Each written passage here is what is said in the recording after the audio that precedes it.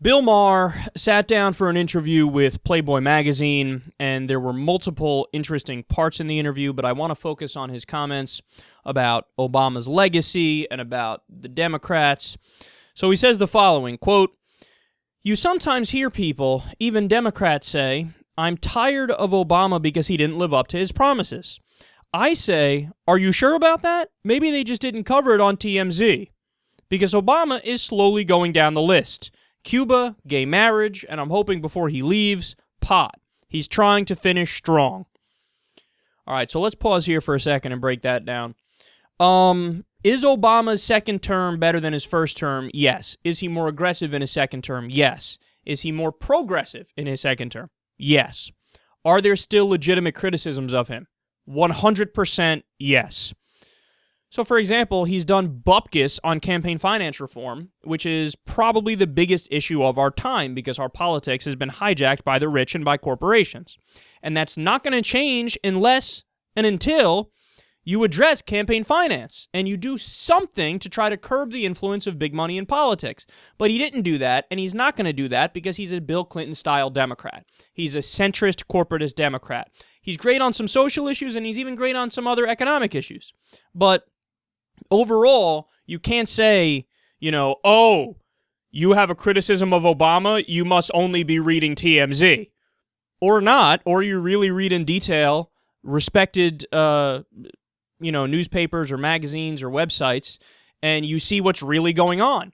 And another important criticism, for example, is his foreign policy is way too fucking hawkish. Yes, I'm the first one to give him credit on what he's done with Iran and what he's done with Cuba. But if you look at what he's now doing in Syria and Iraq, and you look at what he's still doing in Pakistan and Yemen and Somalia with the drone strikes, he's still been too hawkish. He still believes in America having the role of the world policeman. He spoke about that in his recent State of the Union address. He said the question isn't if America is going to lead, but how it's going to lead.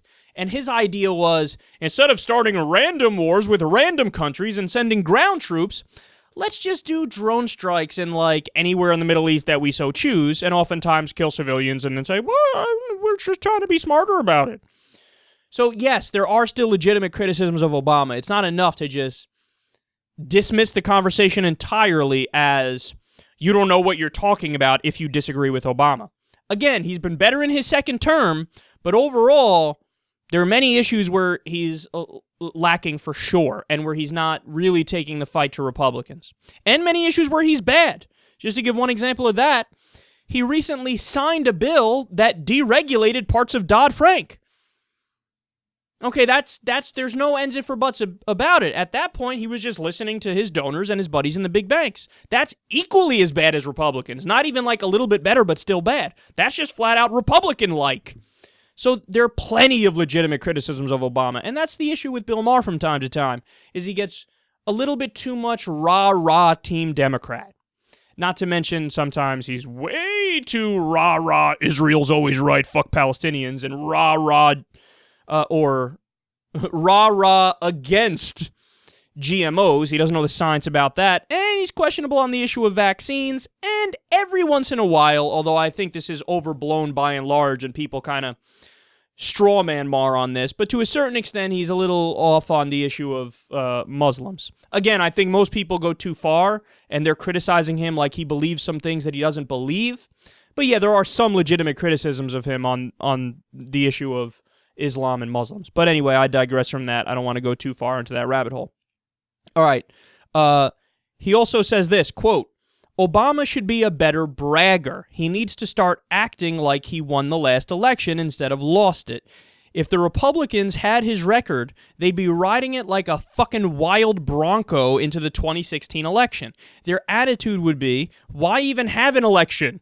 We've tripled the stock market, unemployment is below 6%, 10 million more people have health insurance, the auto industry is back on its feet.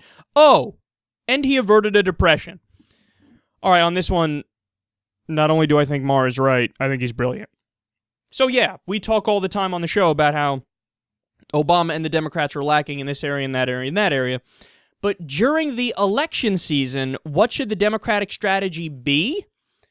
Yeah, you idiots, take all of your successes, and there have been many, quantify them, and go out there and repeat it 1 trillion times over. It's not that difficult. That's what the Republicans do.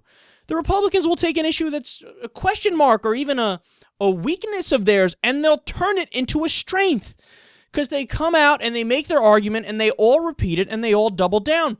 Cenk recently did an interview with Joe Walsh, a former Republican politician, and Joe Walsh said, yeah, we all got our talking points from party leadership, and we'd all sit down and do like a meeting, and we'd all get our talking points, and our job would all be to go out there and we all hammer away on it.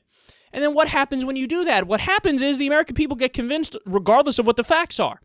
You could lie and repeat it 1 trillion times, and people will just say, I guess it's true, they said it 1 trillion times. Again, just to go back to an issue we touched on earlier, tax cut. Which party is the party of tax cuts? The Republicans have convinced you they're the party of tax cuts, when in reality they're only the party of tax cuts for the rich. The Democrats cut taxes more for the middle class and the poor, but you wouldn't know that because the Republicans have repeated their talking points so many times that the American people go, oh yeah, I guess the Republicans are the party of tax cuts. I guess it's that simple. So Bill Maher is 1,000,000% correct to bring up the idea that the Democrats need to be aggressive, repeat things over and over, and just bring up simple facts, man. It's really not that difficult. You go out there and you say 10 million more people have health insurance because of us. That's it. 45,000 people used to die because they didn't have access to basic health care. Now with Obamacare, that's not the case. That's it.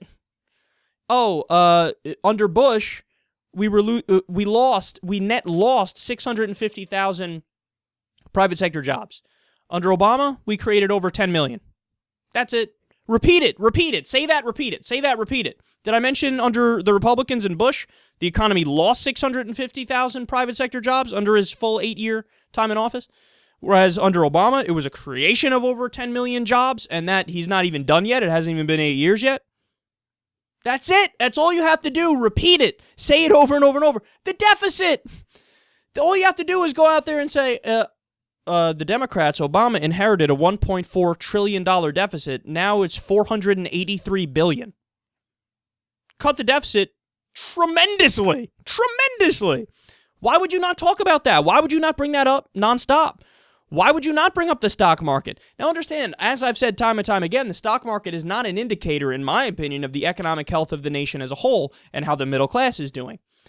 But that doesn't mean that it's not something that's going to sell in an election, and that it's not something that the Republicans use as a barometer of success. They use that all the time. Oh, stock market, yes, we care about the stock market because it shows how the rich are doing. All right, you want to play that game? Let's play that game. Under you guys, the stock market was decimated. Under Obama, the stock market increased. This is all you have to do, man. Bill Maher's 100% right. When the Republicans run an election, he often says they know how to move polls, whereas the Democrats run away from polls.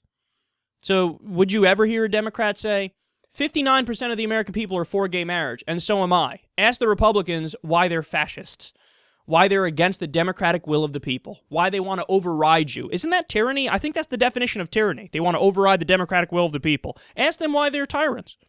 Would you ever hear Democrats say that? Would you ever hear Democrats say 58% of the American people want to legalize weed? So do I. They don't. Who are you going to vote for? Never. 80% of the American people want to raise the minimum wage. So do we. Go ask them why they don't agree with 80% of you. Why would they not do that? They're in politics. Aren't they supposed to listen to the people? Isn't this a democracy? What the fuck is wrong with them? Go ask them. Would you ever hear Democrats say 93% of the American people want a universal background check for gun purchases? And that was directly after the Sandy Hook massacre of children. The Republicans filibustered it. They blocked it. Go ask them why they hate 93% of the American people and why they dishonored the memory of the dead kids at Sandy Hook. Has anybody ever done that? Of course not. Because the Democrats don't know how to play politics. What they need to do is learn how to play politics, get aggressive, get intelligent, and fire all of your dumbass strategists who every step of the way have been dead wrong. Because it's fake Democratic wisdom 101. We should always be very quiet and very kind, and we should always run to the right and look for common ground with the Republicans, and maybe we'll win that way. Let me break this down for you very simple. The Republicans are crazy. So for you to say, let's go in their direction and agree with them half the time, let that be our campaign strategy. What you're saying is, our campaign strategy is, let's be half crazy. How about don't be crazy at all?